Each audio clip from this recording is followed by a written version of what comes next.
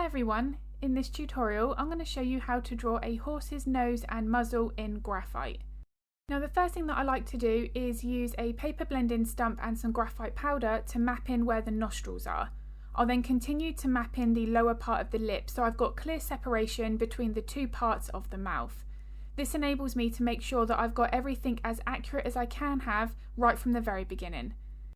Now the reason that I like to do this is if the nostrils aren't drawn right, whether or not they're too small, too large or not in the right place, it's very obvious to anyone who doesn't have the reference photo that the nose isn't quite right. So I do like to make sure that I've got all of this accurate right from the beginning. Now as I start to layer here with my graphite pencils, I'm reinforcing the contrast and the values. This is something that I like to focus all of my tutorials on, both here on YouTube and the real-time step-by-step tutorials on Patreon.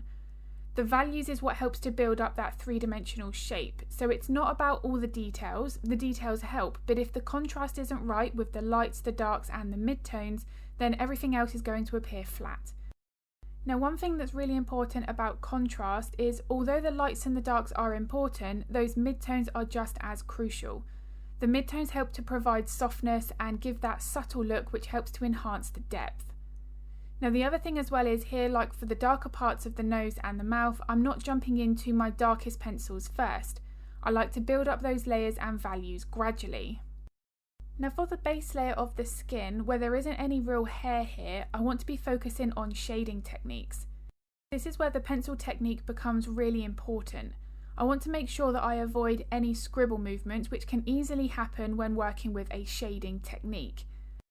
Now I think when shading with pencils, if we're working on a larger area, we have a tendency to then try to move that pencil quicker because we're trying to focus on too much of a larger area. Maybe we start to rush through without even realising. So to prevent this from happening, I like to work in really small sections, in some cases 1 square inch at a time. Now you can see here that I'm only focusing on this one section of the skin. The rest of it at the moment is just left at that base layer stage. If I personally was to try to map in each of the layers individually, I know that I'm going to start to cut corners. Now of course this really is very unique to each artist. Some people like to work in whole individual layers, and if that does work for you then that is absolutely fine. But if you do feel like you're hesitating or you are rushing through your layers, that is an indication that potentially you're working on too much of a larger area. Try to scale that down and you'll find that you'll probably start working a bit more effectively. Now as I start working with my erasers here, you can really start to see how it's becoming more three-dimensional, and this is all because I'm getting my contrast and values right. As I pull in these highlights, it's helping to make those darker values appear darker because that contrast is always being adjusted. Now if you do have a particularly bright highlight in that reference photo, what I would recommend to do is allow the white of the paper to show through. You can always darken that up later if you need to, but by allowing the white of the paper to be visible, you know you've got that as light as it can possibly be. Now a key aspect of drawing realistic noses and muzzles like this is the way that we contour the shading. This is going to help build up that shape of the face. Now in all of my tutorials I speak about how the placement of the highlights and shadows isn't random. It follows the underlying bone and muscular structure. Now what I mean by that is here on the nostril, look at how it starts to become shaded on the inner side and then it fades out as it gets to the outer edge. By making sure that we've got our values right here, this helps to make it look like that light is curving over that structure. So if we were to shift the lights and the darks, we're going to therefore change the way that it curves over that part of the face or whatever it is that we're drawing. Now ultimately then we start to change the shape of that animal. So obviously if we're then starting to work with pet portraits or looking to achieve that photorealistic drawing, then this is something that we need to pay very close attention to. The proportions and perspective of that animal can end up being adjusted purely because the lights and the darks are not quite in the right place. So this is why I like to focus on this right from that very first base layer. Now the one thing that I realised when I was new to drawing animals is there are some parts of a drawing that don't look right until you've got the area next to it complete. Now for me, the lower lip area was one of those instances. It didn't quite look like it was attached to anything yet, so what I like to do in this case is work on the area next to it. If I then feel once all of this is complete that the lower lip still wasn't right, I would then go back in and try to work out what it was. However, by the time that I got to this point, even just a few minutes later, the lower lip already started to look more natural. Now in some cases, there might be a very obvious mistake that's been made, so if that does happen, I personally like to fix that as soon as I've noticed it, because otherwise it makes me a bit distracted. But in this situation, that really wasn't needed, and I was glad I didn't go back in and make any changes, because this really now does look realistic, because it's got other areas of that drawing in that it can relate to. Now I think something that's really important when drawing noses like this, where you've got a large portion of skin and not much fur or hair, is you want to be really focusing on these soft, subtle layers. So there isn't a great deal of detail on the right hand side of the nose, but that's needed because otherwise I'm going to hint at too much texture.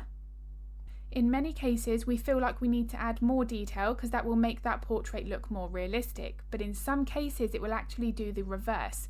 You want to be making sure that you get that balance right between shading and detail, especially when you are working on portions of skin. Now this part of the nostril is a prime example. Look at how I'm shading the inside. I'm making that a little darker, closer to the nostril, and then I'm adding the highlight on the outside. There's not a great deal of detail there, but because I'm focusing on the lighting, it looks realistic. It's already got that three-dimensional appearance. Now because I'm working on small sections, I'm able to get each area as accurate as I possibly can for the size of drawing that I'm working on. Now this is an 8x12 and it's one of my favourite sizes to work on. The reason being, I can aim for a really highly detailed photorealistic drawing, but I don't have to spend weeks on that project.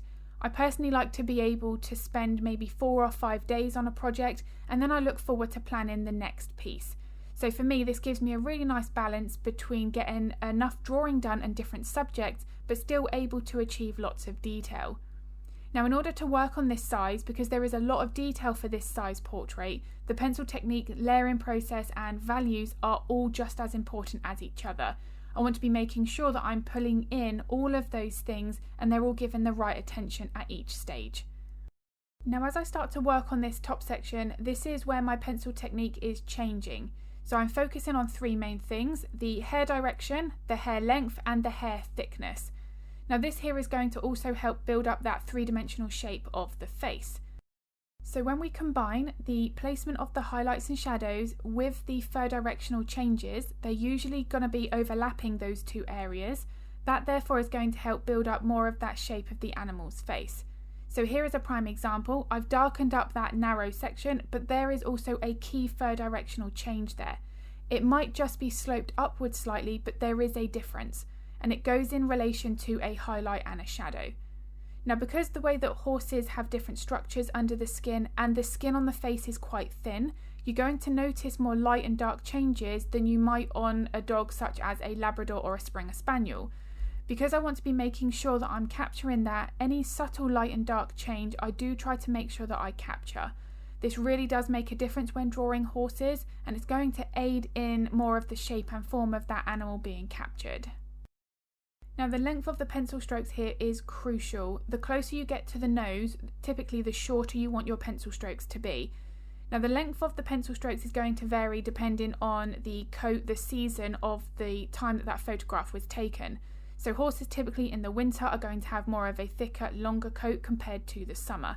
So this will vary depending on which horse you are drawing, but you want to be making sure that no matter what that is, you've got a variation in the length of those pencil strokes. Because even a horse with a winter coat will have slightly shorter fur closer to the nose than it will elsewhere on the face.